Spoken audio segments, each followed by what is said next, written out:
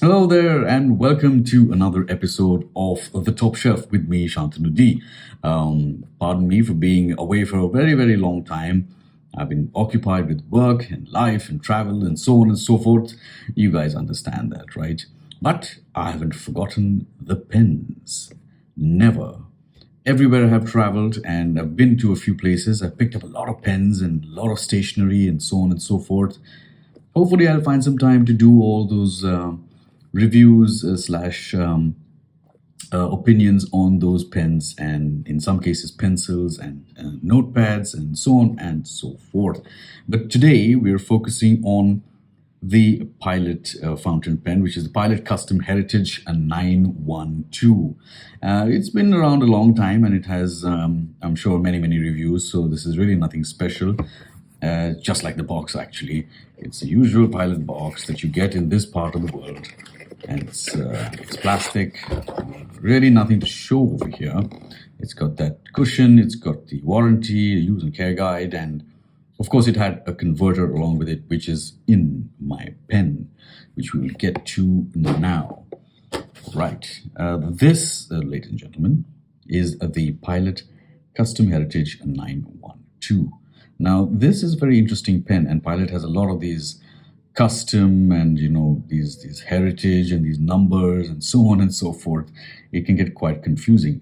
As you can see, I like to keep the sticker of the Pilot pen. It indicates the nib, and in this case, it's the FA nib or the Falcon nib, not to be confused with the Pilot Falcon, which is a separate, a whole different pen altogether.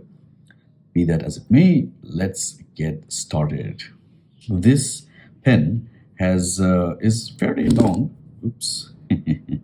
It's got finials which are not rounded or torpedo shaped. They're flat, and of course, it has a very interesting clip here, which is not the usual Pilot clip, the ball clip, and it's a more sharp sort of arrow sword sort of shape. At the cap band over here, it says Pilot Custom Heritage 912.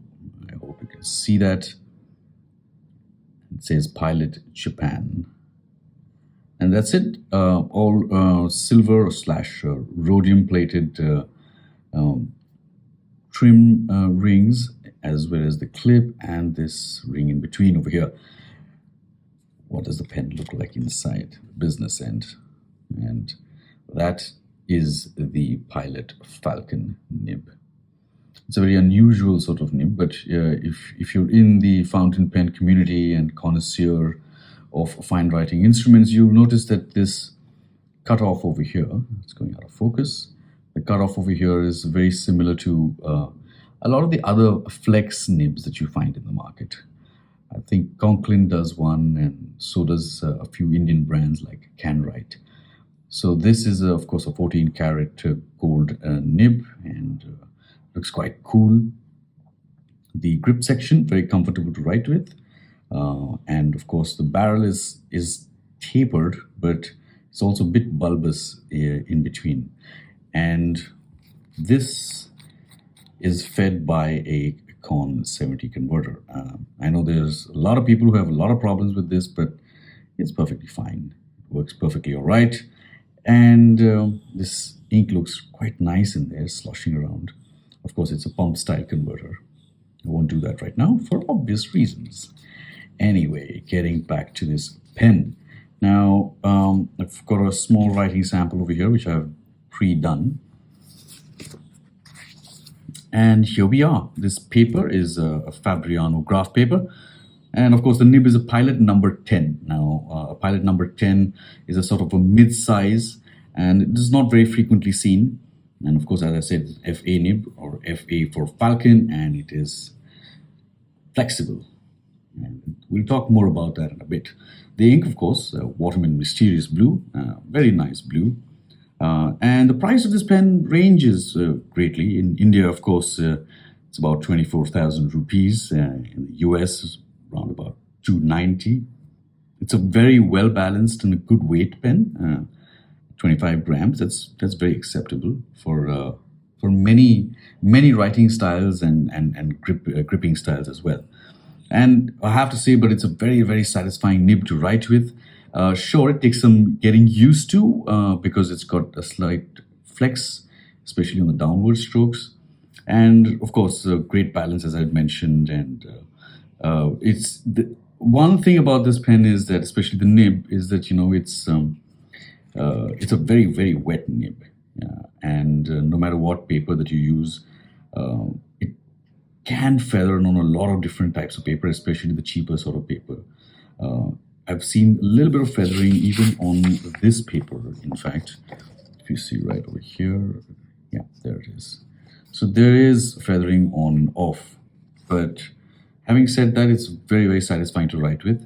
And of course, I bought this pen from New Delhi, from the wonderful Ravi Tiwari at Pens Point. So if you want to get your pens anywhere in India, I don't know if he ships internationally, but certainly in India, if you want any manner of pens, he's the guy to go to. Right, let's do some live writing samples now. I'm not going to try to do flex. I'll just show you what it looks like when there is no pressure, okay? And this is no pressure. The Pilot Custom Heritage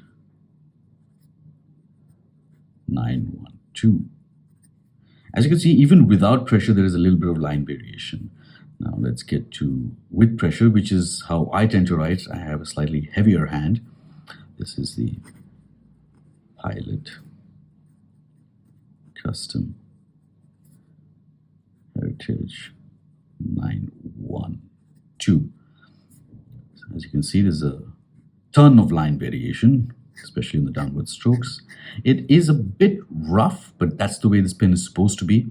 It reminds me a lot of the higher end Pelikan M800 or the M1000, if I'm not mistaken. Yes, it reminds me of the M1000. Of course, the M1000 has a much broader, smoother feel to it. This one's, it will make a sound on the paper, as you can see. There we go. Now, let's try writing with this pen on some cheaper quality paper. This is your regular printer paper, and I'm going to try and write a little bit bigger. This is the Pilot Custom Heritage. Look at that. Look at the feathering, the bleeding. I'm sure there's a lot of bleeding on the other side. Yes, there is. So there is a lot of, bleeding and feathering. So I would not recommend writing with this pen on cheaper quality paper. So perhaps Rhodia or some other paper like that, maybe Tomoe River. So I would recommend really checking out your paper before you invest in this pen, because it is a bit temperamental when it comes to the paper. Having said that, if you have a very light hand, you can sort of get away with less feathering. Well, almost. And that's pretty much it about this pen. I really like it, and I have been using it pretty regularly, and I'm looking to put more inks into this. I think that this Waterman Mysterious Blue, it's got some properties which are making it feather, even on really good paper. I mean, I could be wrong. So for instance, this is like a Pelikan coated paper. And I have seen a little bit of feathering on this as well, but very good shading. As you can see, there's a wonderful nib for people who like shading. Let's try and do just a little bit of flex. As you can see, the color opens up. Now the nib doesn't snap back like, a lot of classic flex nibs do. As you can see, yeah, it has got a little bit of starvation if you push it too hard. And that's about it. I hope you enjoyed it, and do write more, subscribe, like, share this video, and I'll be back with another one very, very soon.